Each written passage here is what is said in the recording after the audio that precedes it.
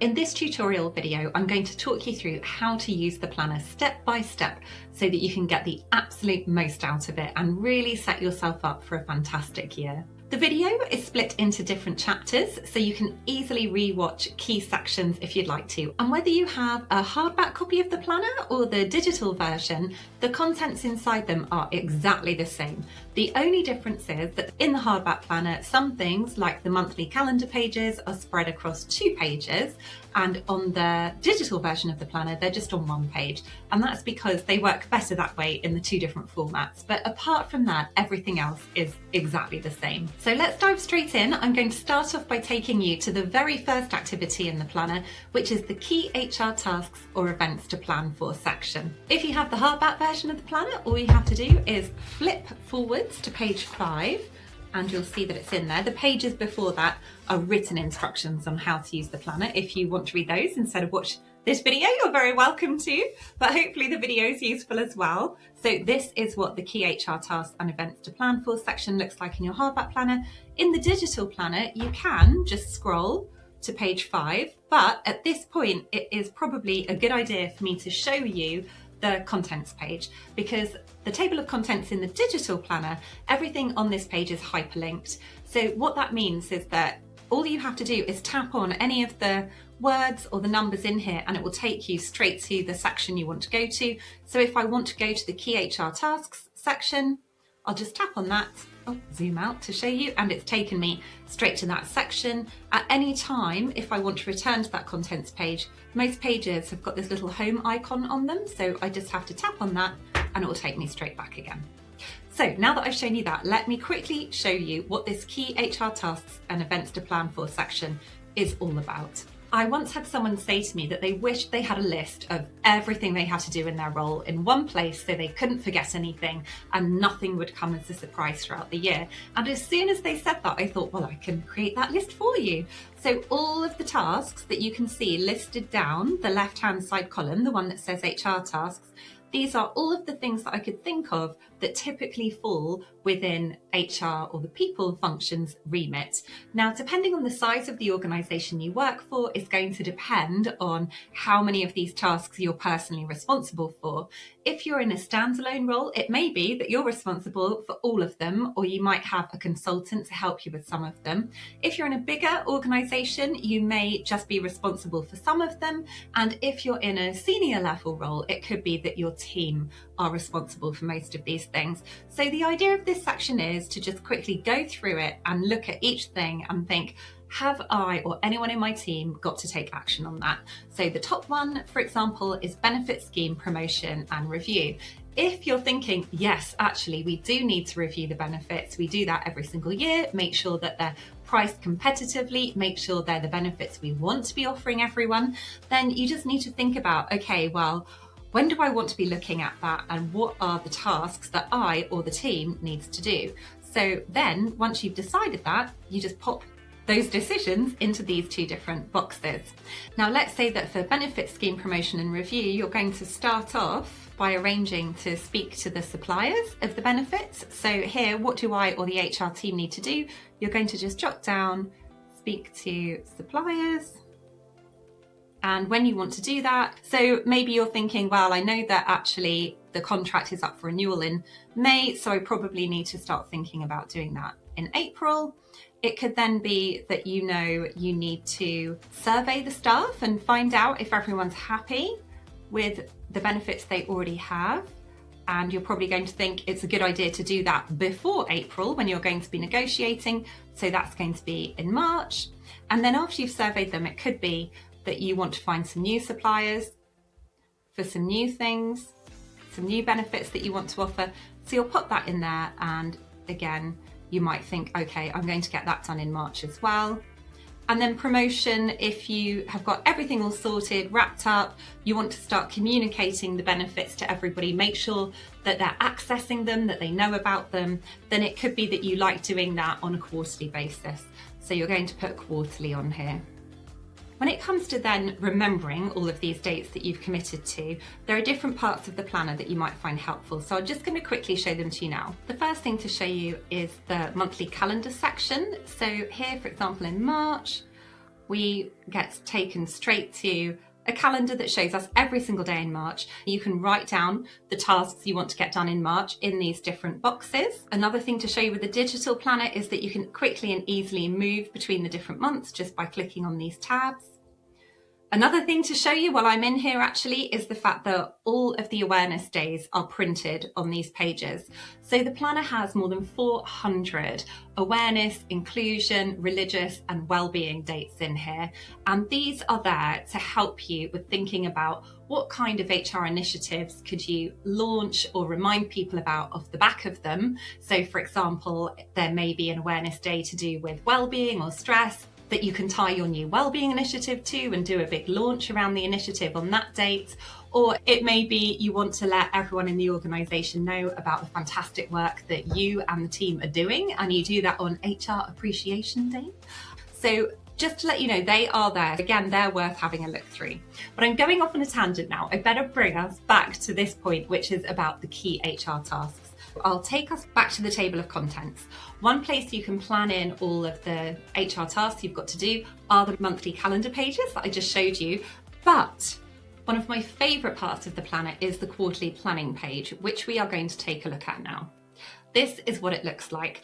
So all this is the whole year. You can see there's every single month of the year mentioned on here, and they are split into quarters. We're on the 6th edition of the planner now. In the very first edition and the second edition, I started noticing that as people were planning everything out, they get really excited, want to make loads of progress, and they would decide to do everything in the first quarter of the year. So I didn't have this quarterly planning page at that point, and I quickly realised this is not great, because it's brilliant to be fired up and excited about all the work you're doing, but it's less good if you're going to burn out because you are just putting too much in around one period of time. So with this, what it helps you do is actually have a visual one-page look at how much you have got planned in for the year so far. So for example, we were just talking about the benefits review. So you might pop in here, benefits review. I think we said April for benefits promotion. And then as you work your way through the rest of the planner, you can pop everything else that needs to happen in here as well. What's great about the digital planner is that as you start plotting it all in, you might think, oh my goodness, I've got so much happening in the second quarter of the year. This is going to be a nightmare. I'm going to have to move some things around. And of course, you can really easily do that. You can rub things out. Depending on what digital device you're using, you can move things around, you can convert stuff to text. It all depends on what tablet you're using. So that is why I would recommend, if you're using the hardback planner, when it comes to those quarterly planning pages, I'd really recommend starting off by writing things in pencil, because then it makes it a bit easier to move things around if you want to. So that explains the key HR tasks section. And of course, if you find that you're not responsible for all of this, then make sure you have a chat with anyone who is responsible for it, especially if you're their manager. This can be a really, really helpful tool for you to help you all coordinate as a team and make sure that everyone's on the same page. So that's the end of the key HR tasks and events to plan for section.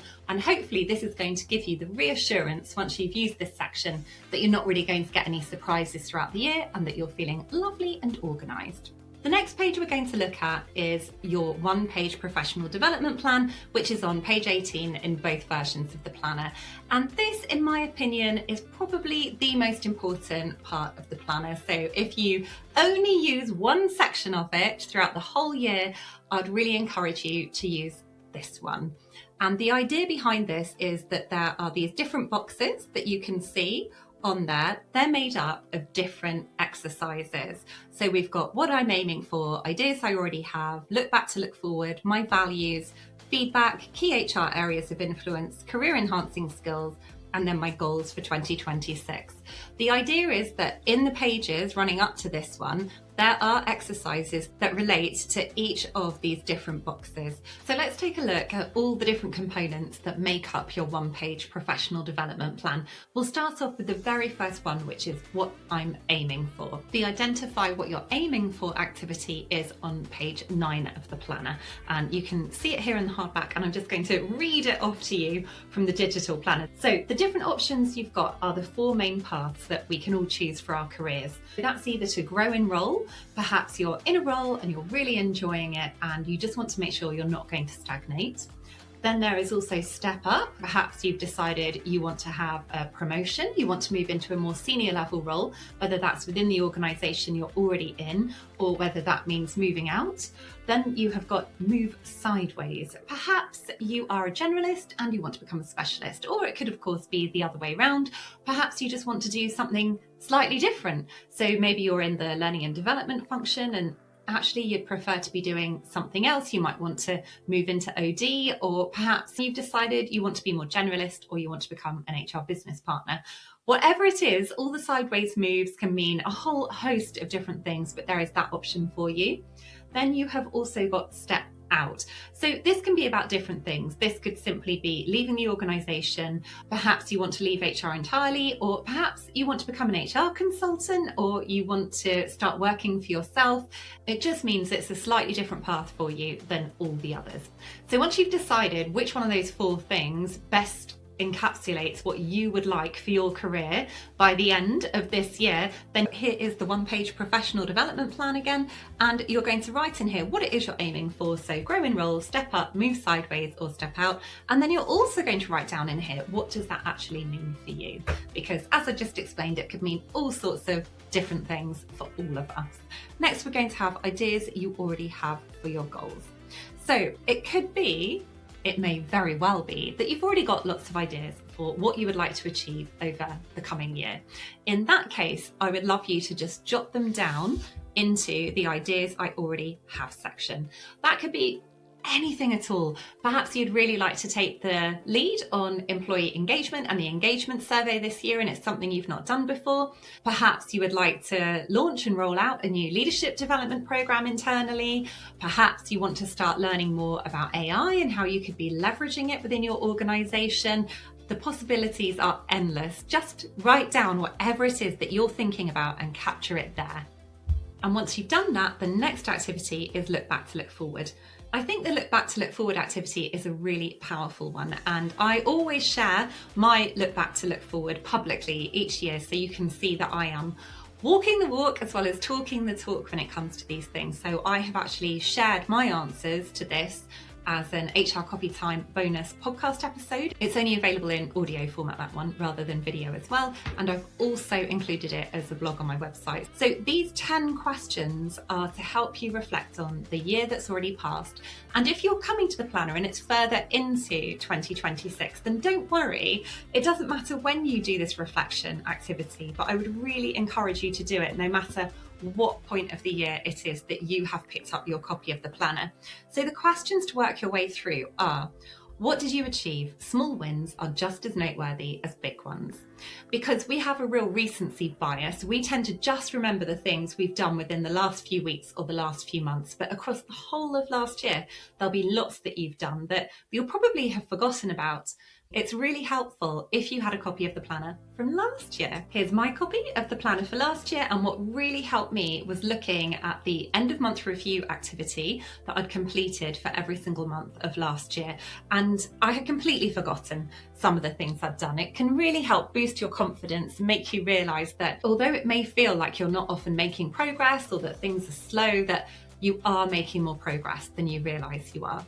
If you haven't got a planner from last year, it doesn't matter at all. What I'd recommend doing is just flicking through your Outlook calendar or whatever it is that you use to keep track of everything and see what was everything you were working on last year, what are the things that you were doing. You might also even want to have a little look through some of your emails.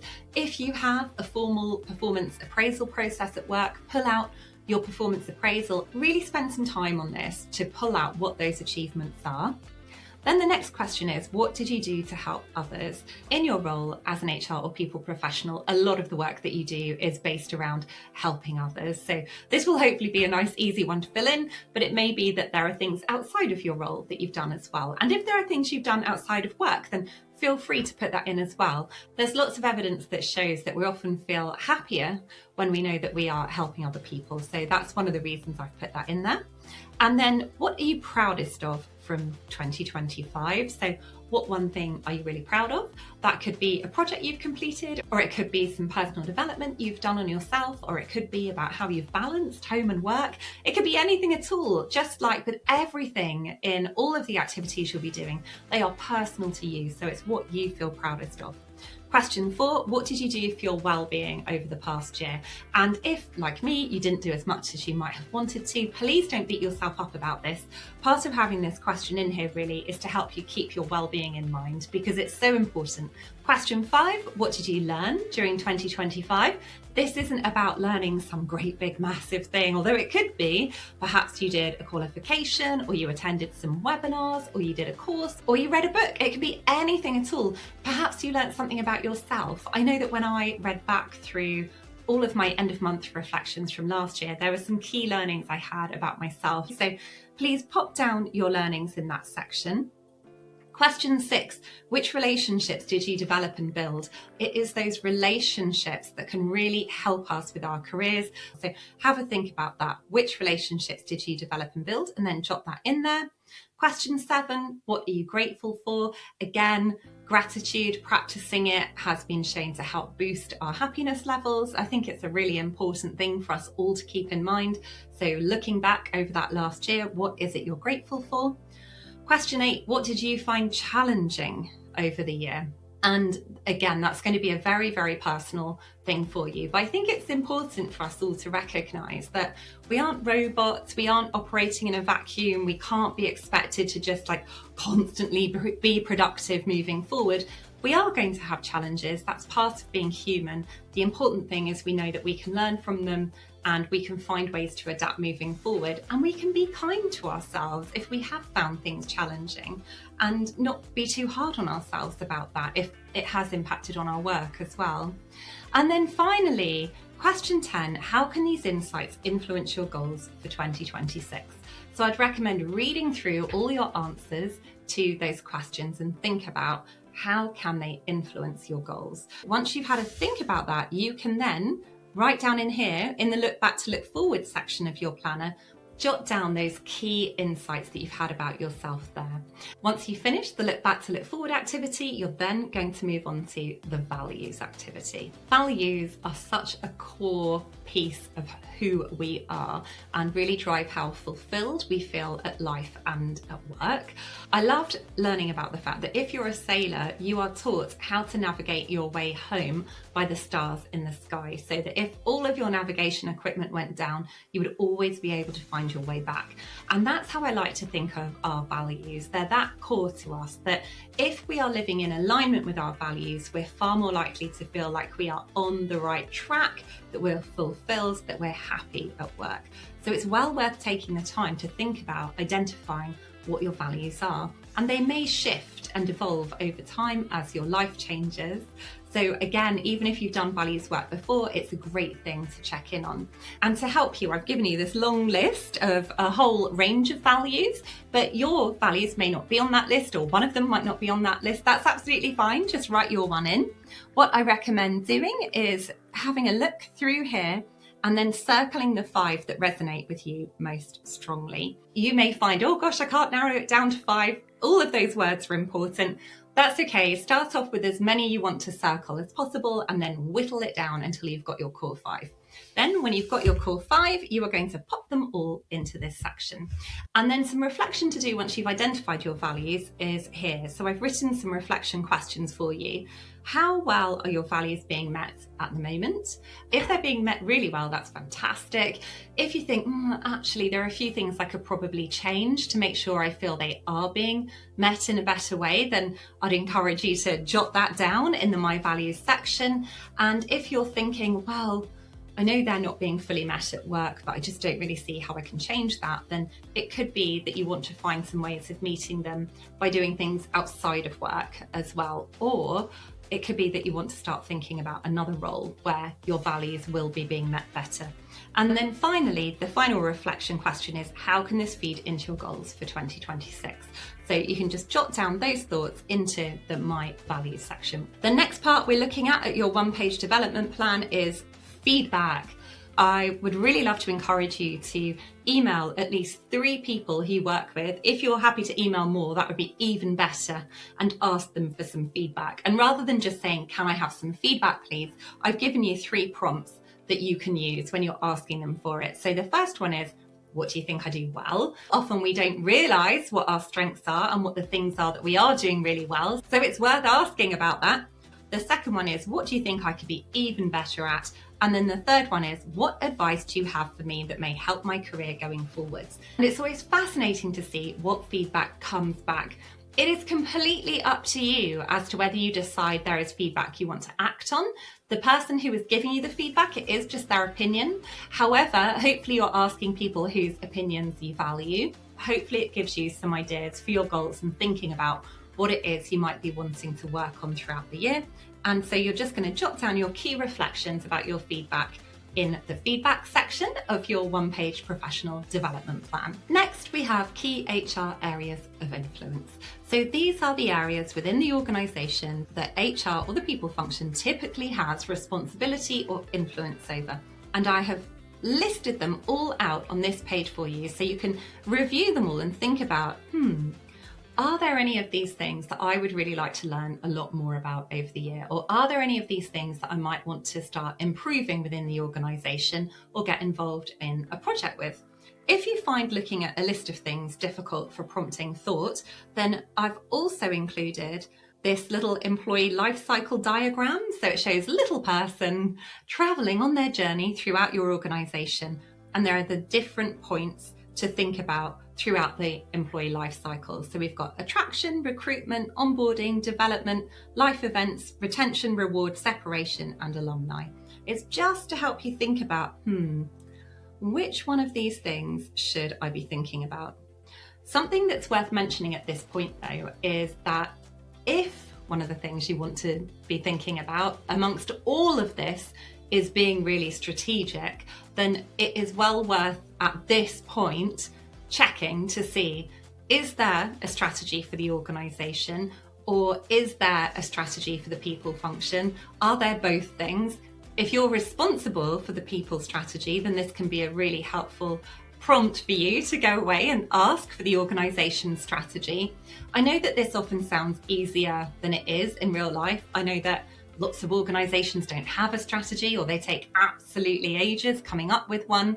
But if they do have one, then please do check in on it. If they don't have one, try and find ways of finding out what are the urgent priorities for the organisation, what are the problems and challenges that the organisation is up against, because it's solving those things and working on those things that is going to most help the organisation to succeed and is going to show that you are strategic. So for example, if you know that the organisation is looking to acquire other businesses, then it may be that you're going to look at your change management skills. If we have a look here, we can see change management is on there to try and make sure everything goes through as smoothly as possible. It may be that you're going to want to work on recruitment if you know that the organisation is going to be going through a period of huge growth and you want to make sure that the employer brand is as strong as it could be.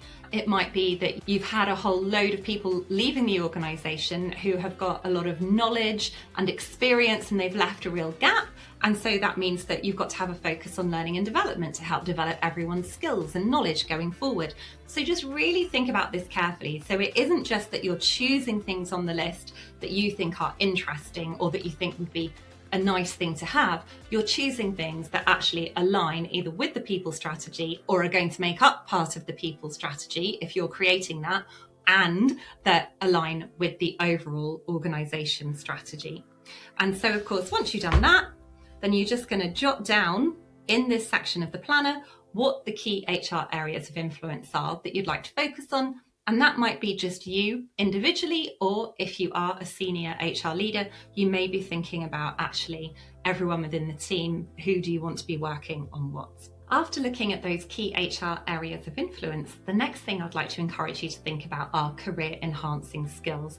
Now, on this page, I have got a whole list of skills that can help enhance your career. So they're things like business acumen, coaching skills, collaboration, conflict resolution. There's a whole host of different things listed on here for you to think about.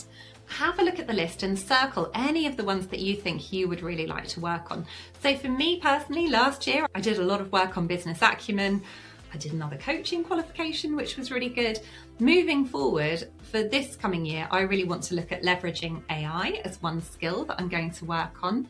I also want to look at process improvement as well. For you, it could be all sorts of things that you want to pull out of there that you think are going to be helpful for you. And to help you even more with this, if you look here, there is actually a QR code. If you scan that, it will open up a playlist of podcast episodes from my podcast, HR Coffee Time, that link with lots of the things that have been mentioned here.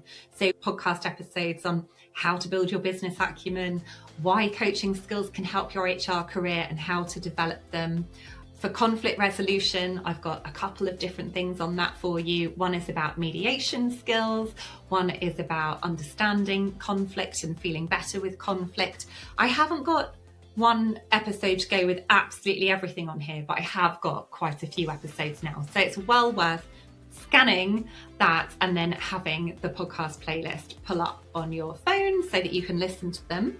I've also got something here that I'd like to show you, which I created especially for you, which is my HR Leadership Impact Assessment. So if you are an aspiring or an existing HR leader, then this is something that you might find helpful as well. Again, if you just scan the QR code, it will open up the assessment for you. It's completely free and it looks at different core areas that help you to really thrive in your HR role, particularly when you're in a leadership position. So once you've had a think about all of that, you're just going to jot down on your one-page professional development plan, what are the skills you want to focus on throughout the year? Now that you've done all of that, you're going to have lots of ideas for your goals. They'll just have started popping into your brain as you're answering all those questions. So rather than writing them in straight away in the goals section, I'd really like to encourage you to give them some thought. And to do that, I have got this Prioritising Your Goals activity that's on the page in front. So it's page 17 in both the hardback and on the digital version. The big danger in goal setting is that you set yourself too many goals. Well, there are a few dangers when you're goal setting. One is that you set yourself too many goals and it's just impossible to get them all done. And then you feel really disappointed at the end of the year when you haven't hit them. And then another one is that you forget about them and that you don't review them or stay on track with them throughout the year. But I've got other things to help with that, so don't worry. So to help you whittle these goals down, which again is a very strategic thing to do, to find the ones that are going to be most impactful, there is this little grid for you to use. So what I'd love you to do is all the ideas you have for your goals, plot them into the relevant segments of this grid. So at the top, we've got excited and motivated to get started with the goal. That means you really can't wait to get cracking with it. But when you put something into that section, you want to think, well, hang on a minute, is this going to be really effective and have a great impact? If it is, brilliant, let's put it in that quadrant.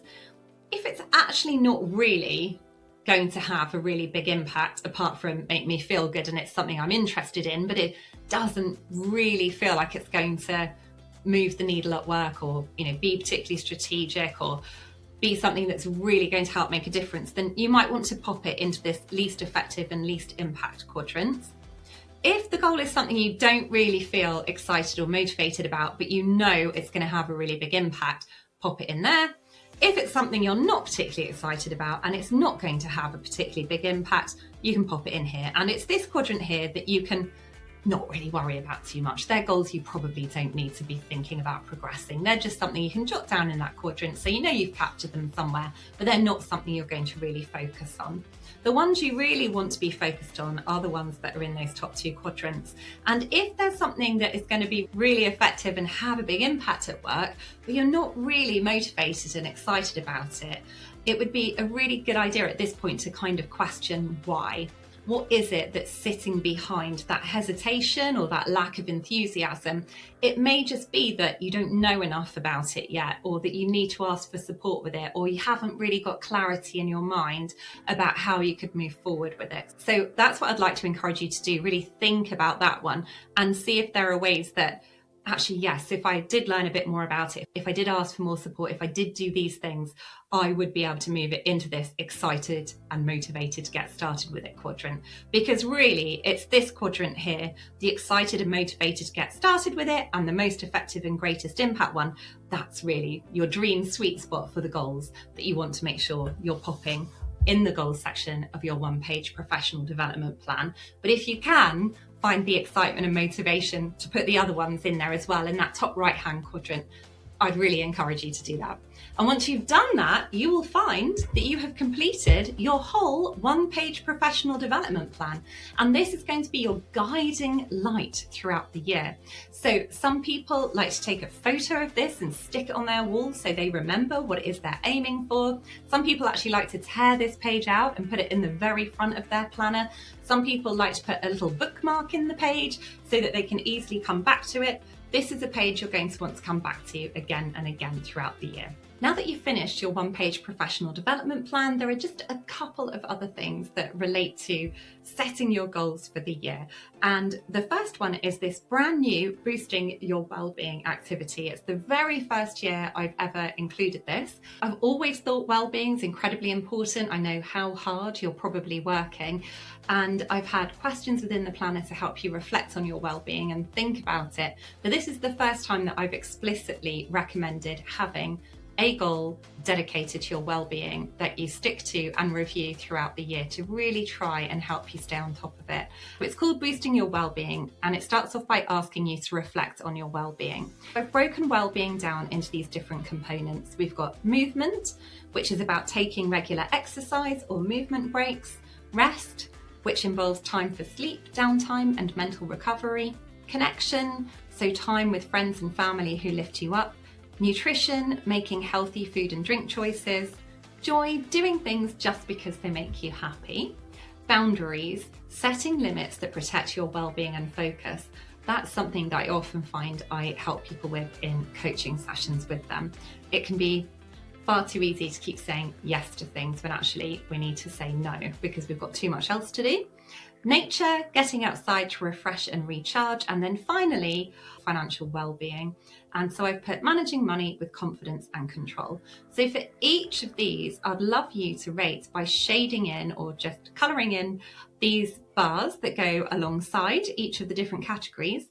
And you're going to shade them in. So a 1 would mean it needs a lot of attention, whereas a 10 means it feels strong and sustainable. So just rate yourself on 1 to 10 for each of these different sections.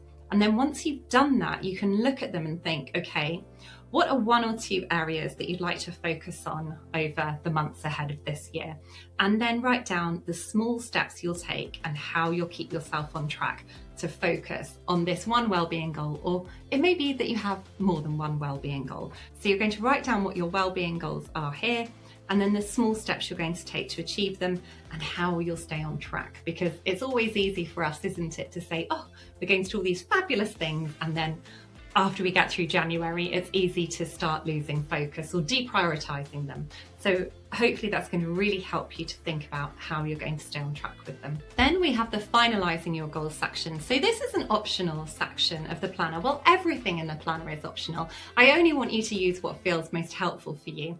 But for this one in particular, once you've got your one-page professional development plan, you may find it helpful to dive into each of the goals you've set yourself in more detail. Because if we actually spend some time thinking about those goals and how we're going to achieve them, we're far more likely to hit them. So you'll see that you have got the option to fill in these finalising your goals pages. Each page is for 1 goal. There's room for 7 goals on here, and there's a reason for that. That's to try and encourage you not to get carried away and set too many. In fact, at the very beginning of the year, I'd encourage you to really only focus on setting between 1 and 3 that you're going to flesh out in real detail here. Then as the year progresses and you find yourself ticking off those goals and making real progress with them, you can add more in and come back to those pages. So for each of the finalising your goals pages, the prompts that you've got to fill in are, my goal is to. And when you're writing down each goal, just try and make it as specific as possible. So rather than build my business acumen, it might be build my business acumen so I feel more confident reading and understanding the P&L at work. Or it might be something completely different. It's just to show you that you don't want to just put a very broad, generic goal statement in there. It helps to try and make it specific. This goal is important to me because if we're just making goals for the sake of them, it's very easy to forget about them or just let them drift and not hit them. If we can remember why it's important to us, that's so helpful. So for example, developing your business acumen, if we're using that as an example, it might be that feels important to you because you want to get a promotion. And the only way you're going to be able to do that and step into a new role with confidence is if you feel you've strengthened your business acumen and you can talk about that confidently in an interview. So you're going to jot down why the goal is important. Then the people and resources I can turn to for help achieving this goal. Often it can be easy to think we've got to do all these things by ourselves, but actually there are so many things out there to support us, whether that means reading, going on a course, researching, whether it's internal resources or systems that can support you, whether it's people within your team or outside of your team, or perhaps you need to find an external expert to help you with one of these things. Jot them all down on there. It's just really helping you think through how you're actually going to achieve this goal. The steps I need to achieve this goal are, and then try and jot down in little steps the key things you need to get through to hit that final goal. And you also might find it helpful to actually plot those steps onto the monthly calendar pages of your planner as well, so you don't forget about them. The date I'd like to have achieved this goal by. Now, again, this is where your quarterly planning page can be incredibly helpful, which is here on page 27. And just look at the year and think about, okay, what is coming up across the year? What things have I put in for my key HR tasks I need to hit? Of these goals that I've set for myself, when can I be fitting them in so that it's realistic that I'm going to achieve them? Because the temptation is to just say, when I'll achieve this goal? December, the end of the year. And you end up with all of your goals down here in December, which means it's easy to put them off and procrastinate about them and then have a huge panic when December rolls around. So really give some thought to that part about the date you're going to have achieved the goal by. Then we've got the things that might get in the way of me hitting this goal. Because if we've thought about things that could be potential obstacles, we can plan for ways to overcome them. And we can find that when they occur, they don't stop us completely in our tracks. We're able to keep on going and navigate around them, find a solution to them. And that's what this next bit here is here to help with, how I can overcome the things that may get in the way of me hitting the goal. And then the measurement I can use that will show the goal has had an impact or been a success. This is so important, and this really helps as well for when you're thinking about things like interviews and CVs. But for you, it can help you show, yeah, I really have achieved this goal well. For example, if your goal is around improving employee engagement scores, you might want to put down how much you want the scores to improve by. If your goal is around improving your public speaking, perhaps your goal is that you're actually going to present to the entire organisation at an all-hands meeting. If your goal is about streamlining the internal recruitment process, then it might be that you reduce the time to hire from a set number of days to another number of days. Anything that you set can have a measurement attached to it. So I'd encourage you to pop that down there. And if you're embracing AI and you get stuck with any of these things, I'd encourage you to use whatever AI tool it is that you're allowed to use at work. It might be Copilot, it might be something else. You can always put in there just prompts to help you, like, what measurements could I use to show that I've achieved that goal and I've done well in it? It can be a really helpful thinking partner, I think, AI. And then finally, we've got what I'll do to celebrate achieving the goal, because it's far too easy to just keep on going through work, plugging away, working hard, and not taking the time to stop and celebrate. So this will be totally personal to you. It can be anything at all.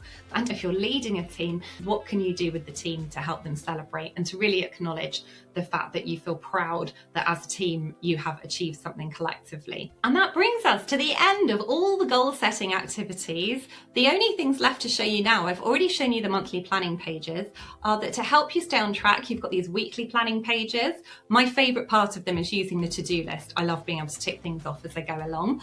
On the weekly planning pages, you have got this section that says goals I'm focusing on this quarter. Again, that's really to help you keep your goals in mind. I know how easy it is to start forgetting about them, to get all fired up at the beginning of the year and then just let those goals fade from memory. So that stops that from happening. This left-hand side of the page, which has got the days of the week on, use that however you want to. It might be that you jot in key things that you want to achieve that week, or remind yourself of meetings that you've got coming up. That's completely up to you how you want to use it. A really important part of the planner is this end of month review page. This makes such a difference to helping you build your confidence, see the impact that you're making, the progress you're making with your goals, and it makes that look back to look forward activity that you'll be doing at the beginning of 2027 so much easier to do, because you'll have been doing your end of month review. And as a planner owner, to help you stay on track with these end of month reviews, you are welcome to join me for free at the end of each month. Usually the last Friday of every month, I'll invite you to come along to a free online planning session with me. And most people like to use that planning time to actually do their end of month review. Some people also use it for the end of quarter review that is in here. Some people, if they've got the time in that session, if they've whizzed through their end of month review, they like to look forward at the upcoming weeks and start planning those out. They might want to go back and have another look at fleshing out a goal they'd set earlier on in the year in the planner. It's just a great way of helping you stay on track with everything. And the questions that you'll be answering in that end of month review are: what progress did you make towards your goal this month? What went well this month? What new things did you learn this month? So I'm quite a big reader. I jot down all of the books that I've read. If I've read a book, I might jot down a podcast episode I really liked. I might jot down something that I've realised about myself that I might not have realised before. You can jot down anything at all that you've learned. So it's not prescriptive what goes in that part. Who did you help at work this month? What have you done for your own well-being this month? So helping you stay on track with your well-being goal. What did you find challenging this month? How can you overcome the challenges you've mentioned above? Are your goals still relevant, or do you need to adjust them or create new ones? Just because you spent time setting your goals for the year, if things change, it might be that it is a good idea to create new ones. There's nothing wrong with that at all. It's absolutely fine if you find you're having to change your goals and adjust them. And then finally, what would you like to make a priority for next month? That can be such a clarifying question, because it's easy to start feeling overwhelmed with work as soon as things get busy. By being able to prioritise, it makes such a difference. Another exercise in the planner to show you, one of the very last ones I'm going to show you, are the end of quarter reviews. So at the end of every set of 3 months, it's a brilliant time to really take a step back and think about, okay, in detail, how am I getting on, and how is the team, if you have a team, getting on with everything. I've broken down the quarter review into 4 categories: assess, affirm, alter, and action. And if you're thinking, oh, I don't really know how to fill this in, then don't worry. If you turn to page 4 of the planner, there are some questions, some prompts to help you fill in those different quarters. So for assess, what have you achieved, or what went well? What didn't go as well as hoped? What got in the way? If you had KPIs or data, what can you learn from them? What improvements could you put in place to make things even better? Has anything changed for the organisation or you or the team since the beginning of the quarter? So you're assessing where things are as they stand now.